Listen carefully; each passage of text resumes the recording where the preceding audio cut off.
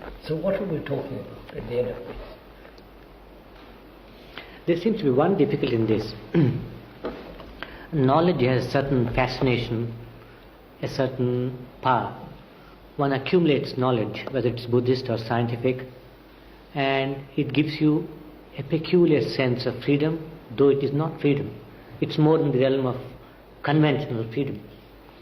And after years of study, one finds it very difficult to get out of this, because through years, 20, 25 years, you arrive at this and you value it, and it hasn't got the quality of what you might call truth. And the difficulty with all practice seems to be that when you practice, you achieve something, and the achievement is of the conventional reality type. It has got certain power, certain fascination, certain capacity, maybe certain clarity. I might tell you get attached to it. Yes. And to break away from it is much more difficult than for a beginner. A beginner who has not got these things may see something more directly than a man who has so much of acquired wisdom. Maybe. Is it so? That depends on the individual. You can't generalize. No, one cannot. Yes. One can, sir, point out, one can generalize as a principle. As a principle, in which way? I mean, let's come back to it.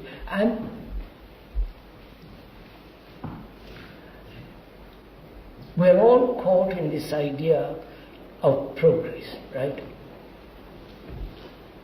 Attainment. Let us come to an agreement on that point, that the humanity accepts as a fact. Yeah. Progress is a gradual evolutionary matter. Yes. So, as you said, biologically they accepted and proved, so they apply the same theory to psychological. Yeah. That I fully agree, it is the humanity's position. But so I say, is that the truth? If I may have accepted biological progress, biological evolution, which I have gradually transferred to psychological existence. Now, I say, is that the truth? Yes. Now I see your question. I don't think it is true. Therefore, just a minute, therefore, I abandon the whole idea of discipline. When you see that... No. No, I should say that there is no question of abandoning. Huh? If you abandon consciously... No, sir, just a minute. I see what human beings have done, which is move from the biological to the psychological. And there they have invented this idea that eventually you will come to Godhead, or evolution, enlightenment, and reach Brahman, reach whatever it is, Nirvana, paradise, or hell also. Yes.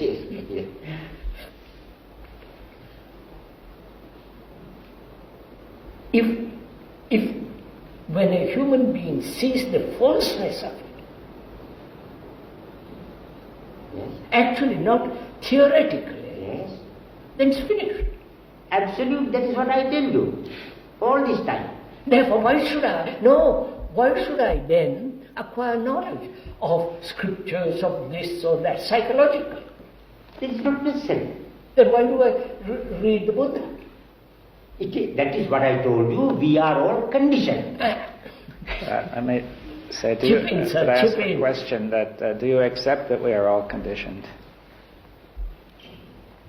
Dr. Boma asks, do we all accept that we are conditioned? I don't know whether you accept or not, I accept. No.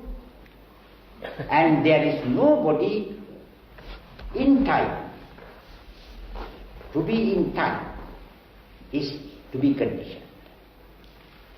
And no, Dr. Boma is asking, the implication of his question is,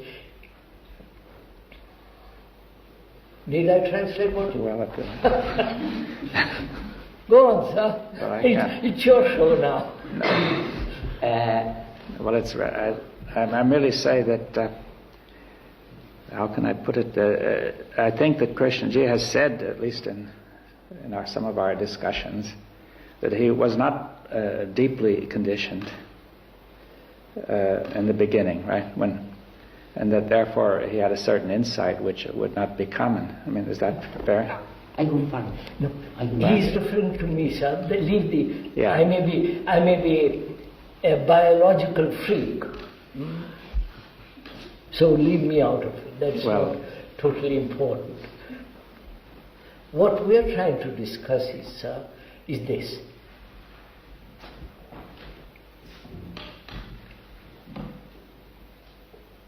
That psychologically, can we admit the truth that there is no movement forward? The truth of it, not the idea of it. Yes. You understand what I said, sir? I understand. The truth of it, not I accept the idea of it. The idea is not the truth. Yes. No. So, do we as human beings see the truth or the falseness of what we have done? You mean human beings generally? The whole world. No, they don't see. Therefore, No, certainly not. so when you are telling them, get more knowledge, read this, read that, scripture, what the Buddha said, what Christ said if he existed at all, and so on, they are full of this accumulative instinct which will help them to jump or propel themselves into heaven. What is that I saying? Huh? Yes. You want to say? Oh, well, when we say we are all conditioned, right, is that how do we establish that? How do we know that we are all conditioned? That's really what His I'm question interested is, sir, are all human beings conditioned?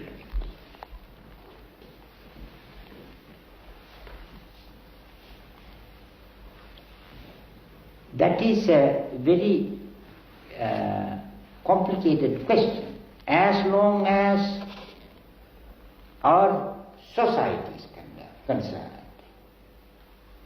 all are conditioned. There can't be anybody who is not conditioned, because it is within time. But what we are talking is the realization truth, which has no time and which is unconditioned. That you can't say it is the human being as you take humanity. But I really wanted to emphasize that if we say we are all conditioned, there could be two ways. You see, one way would be to look accumulating knowledge about our conditioning, right? To say that we observe the common human experience, and we can look at people and see that they are generally conditioned, right? And the other way would be to say, do we directly see, in a more direct way, that we are all conditioned? That's really what I was trying to drive at. And that, of course, I should say, there are people who see that. But does that, sir, help in this matter? I mean, well, there may be or there may not. Yeah, but Kilo, sir. I mean, see, the only point I was trying to make was that if we say we are all conditioned, then I think that there's nothing else to do but some kind of disciplined or gradual approach. That is, you begin with your conditioning and... not necessarily, I don't see that. Well, let's try to pursue it. I mean, at least that's the way I take your question, the implication of his question, you know, I mean, Dr. Rahula's question, that if we begin all conditioned... Which we are, then what can we do for the next step? There is nothing called next step.